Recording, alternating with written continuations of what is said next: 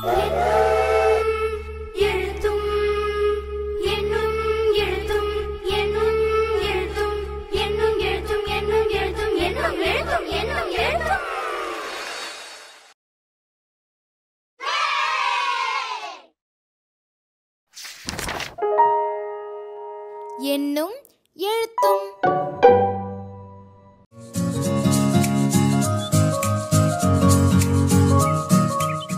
பருவம் 3, வகுப்பு 4. கட்டகம் 2. விலங்குகளின் வாழ்க்கை. ஆசிரியர்கள் அனைவருக்கும் வணக்கம். கட்டகம் 2 விலங்குகளின் வாழ்க்கை கட்டகத்துல ஆகா அறிவியல் உட்பட 5 நாட்களுக்குரிய செயல்பாடுகளை இந்த காணொளியில பார்க்க போறோம்.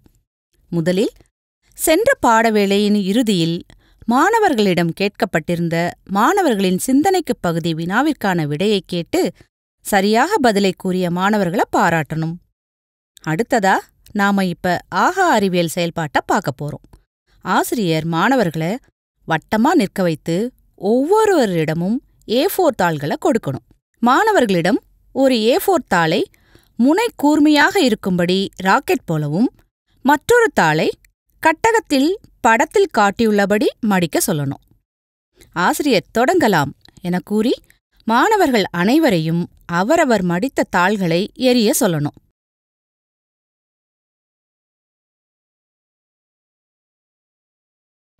அவ்வாறு மாணவர்கள் எரியும்போது உற்றுநோக்கல் பதாகையை உயர்த்தி காட்டி மடித்து வீசப்பட்ட தாள்கள் விழுந்த இடங்களை உற்றுநோக்க சொல்லணும்.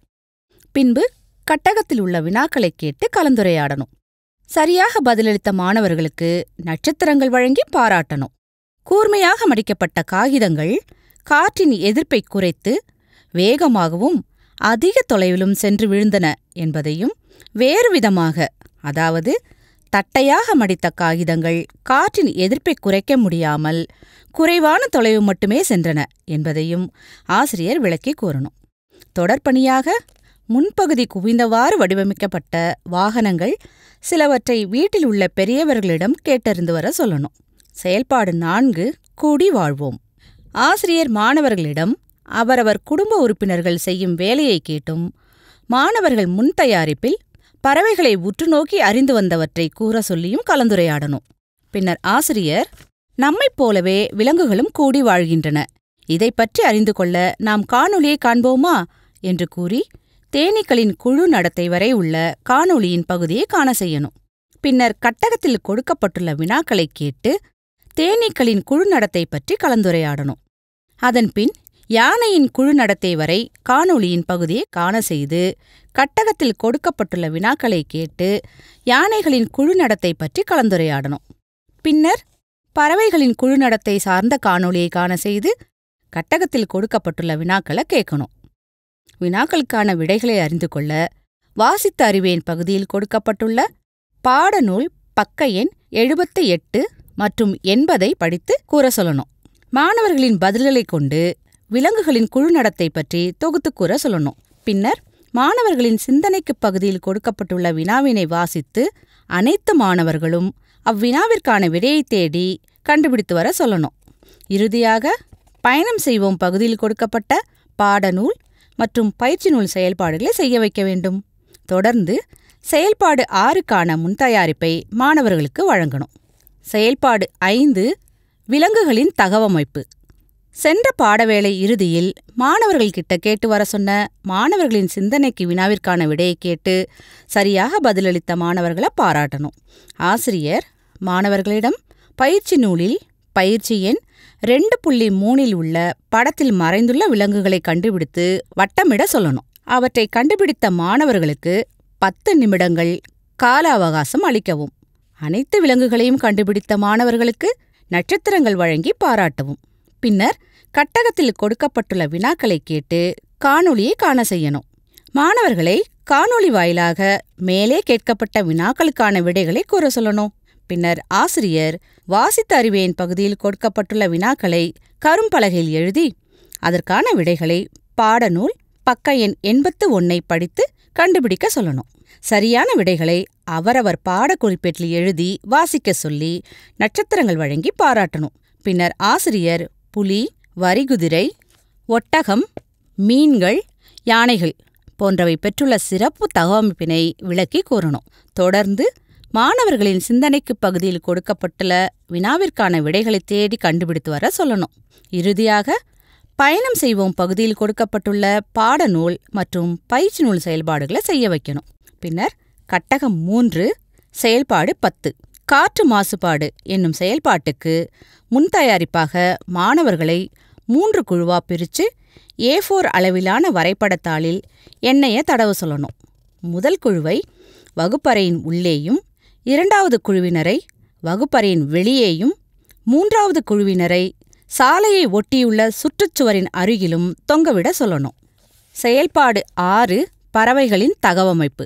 சென்ற பாடவேளை இறுதியில் மாணவர்களிடம் கேட்டு வர சொன்ன மாணவர்களின் சிந்தனைக்கு பகுதியிலுள்ள வினாவினை கேட்டு விடையை சரியாக பதிலளித்த மாணவர்களை பாராட்டணும். பின்னர் முன்தயாரிப்பில் மாணவர்கள் பட்டியலிட்டு வந்த பறவைகளின் தகவமைப்புகளை ஒவ்வொருவராக வழங்க செய்ய வைக்கணும். தகவமைப்புகள் பறவைகளுக்கு எவ்வாறு உதவுகிறது என்பதை காணொளியில் காண செய்து கேள்விகளை கேட்டு கலந்துரையாட செய்யணும். பின்பு கட்டகத்தில் உள்ள வினாக்களை கேட்டு கலந்துரையாடி பறவைகளின் தகவமைப்புகளை மாணவர்களை கொண்டே தொகுக்க செய்யணும். பின்னர் மாணவர்களின் சிந்தனைக்கு பகுதியில் கொடுக்கப்பட்ட வினாவிற்கான விடையை தேடி கண்டுபிடித்து வர சொல்லணும். இறுதியாக பயணம் செய்வோம் பகுதியில் உள்ள பயிற்சி நூல் மற்றும் பாடநூல் செயல்பாட்டை செய்ய வைக்கணும். செயல்பாடு 7 விலங்குகளின் சிறப்பு புலன் உணர்வுகள். இந்த செயல்பாட்டை தொடங்குவதற்கு முன்பாக முந்தைய நாள் பாடவேளை இறுதியில் மாணவர்கள்கிட்ட கேட்டு வர சொன்ன மாணவர்களின் சிந்தனைக்கு பகுதியிலுள்ள வினாவிற்கான விடையை கேட்டு சரியாக பதிலளித்த மாணவர்களை பாராட்டணும். ஆசிரியர் மாணவர்களை பின்னிணைப்பில் கொடுக்கப்பட்டுள்ள கட்டெரும்பும் கட்டி வெள்ளமும் என்ற கதையை படித்து நினைவுகூர செய்து, கதையில் எறும்பு என்ன செய்தது? அடுப்பு மேடையில் வெள்ளம் இருந்தது, எறும்பிற்கு எப்படி தெரியும்? போன்ற கேள்விகளை கேட்கவும், வினாக்களுக்கான விடைகளை தெரிந்து கொள்ள வாசித்து அறிவேன் பகுதியில் கொடுக்கப்பட்டுள்ள பாடநூல் பக்க எண் 84 எறும்புகள் என்ற தலைப்பில் உள்ள பத்தியை படித்து கூற சொல்லணும். மாணவர்களுக்கு 10 நிமிடங்கள் கால அவகாசம் வழங்கவும். மாணவர்கள் பதில்களை கூறிய பின்னர் கண்களை கட்டி ஒலியை கண்டுபிடிக்கும் விளையாட்டை விளையாட வைக்கணும். விளையாட்டின் முடிவில் கட்டகத்தில் கொடுக்கப்பட்டுள்ள கேள்விகளை கேட்டு கலந்துரையாடணும். பின்னர் இதேபோல இருட்டில் தனது பாதையையும் இரையையும் கண்டுபிடிக்கும் விலங்குகளைப் பற்றி தெரிந்து கொள்ள வேண்டுமா என கேட்டு QR கோடில் கொடுக்கப்பட்டுள்ள காணொளியை மாணவர்களுக்கு காண்பிக்கணும். காணொளியின் முடிவில் விலங்குகளின் சிறப்பு புலன் உணர்வுகளைப் பற்றி கேள்விகளை கேட்டு கலந்துரையாடி இரவில் இரை தேடும் விலங்குகள், பகலில் இரை தேடும் விலங்குகள் பற்றி கூறணும். இரை தேட அந்த விலங்குகளுக்கு இருக்கக்கூடிய சிறப்பு புலன் உணர்வுகளைப் பற்றி விளக்கி கூறணும். தொடர்ந்து மாணவர்களின் சிந்தனைக்கு பகுதியில் கொடுக்கப்பட்ட வினாவிற்கான விடையை தேடி கண்டுபிடித்து வர சொல்லணும்.